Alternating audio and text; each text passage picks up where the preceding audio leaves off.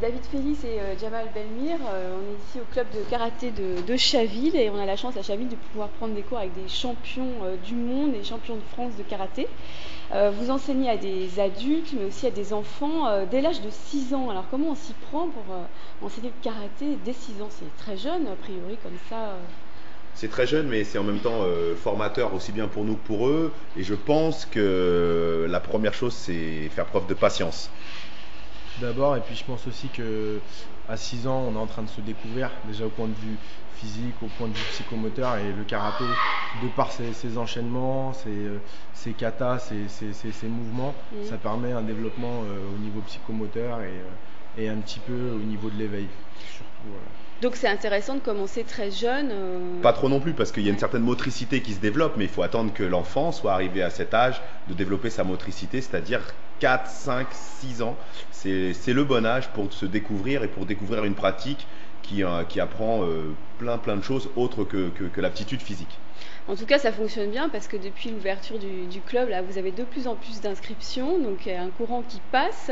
Donc on commence à parler des vertus du karaté. Et quelles sont les principales vertus du karaté, alors pour les enfants comme pour les plus grands? Tout d'abord, on a parlé d'un développement psychomoteur et physique, mais il y a aussi tout un aspect rituel, un aspect plus basé sur des principes, sur certaines valeurs telles que le respect, la convivialité, travailler à deux, travailler à plusieurs, être en groupe, et puis le karaté aussi, quand on se retrouve dans une salle comme celle-ci, tous les jeunes ils ont un kimono blanc, il n'y a plus d'histoire de diversité sociale ou de je suis fils d'eux ou je viens d'eux. Tout le monde est mélangé et chacun apporte du sien pour justement arriver à mener à bien la séance. Ouais, je crois aussi que ça, c'est ce qu'il disait, c'est que c'est ça. Tout à l'heure, on parlait de l'équilibre physique pour travailler le sens de l'équilibre, mais il y a l'équilibre aussi psychologique.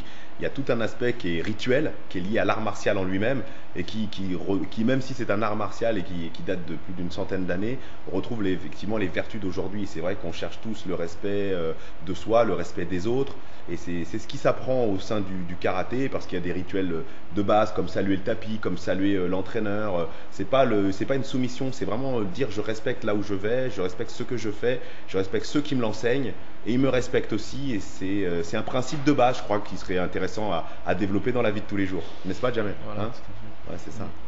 Donc c'est un sport très complet, on va dire. Vous avez aussi des filles qui prennent des cours. Bien Tout à sûr. fait, aussi bien au niveau des enfants qu'au niveau des adultes. Donc on peut se dire que c'est un sport de combat et que c'est plus axé pour les garçons, mais c'est quand même au niveau national, il y a des recensements qui ont été faits par rapport au nombre de licenciés, et on s'est aperçu qu'il y a plus de 30% des licenciés qui étaient justement des filles, et qu'elles arrivaient aussi à être féminines et pratiquer une discipline telle que le karaté.